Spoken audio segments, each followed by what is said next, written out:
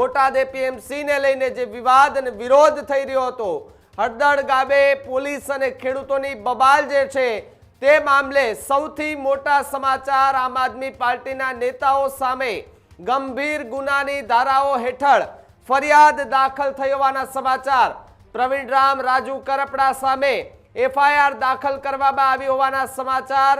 85 લોકો સામે નામજોગ એફઆઈઆર દાખલ થઈ હોવાના પણ સમાચાર મળી રહ્યા છે। એફઆઈઆરમાં 90% લોકો સુરેન્દ્રનગરના રહેવાસી હોવાનો આ સૌથી મોટો ખુલાસો જે છે તે થઈ રહ્યો છે।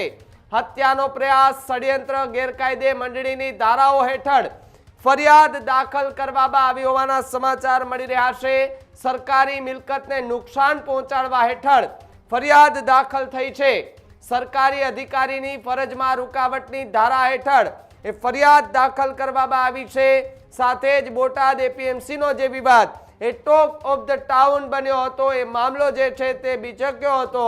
ખેડૂતો મોટી સંખ્યામાં હળદળ ગામે પહોંચ્યા હતા, પોલીસની ગાડીઓ પર પથ્થરમારો કરવામાં આવ્યો હતો। ત્યારબાદ આમ આદમી પાર્ટીના પ્રવીણ રામ અને રાજુ કરપડા સામે એફઆઈઆર નોંધાઈ છે।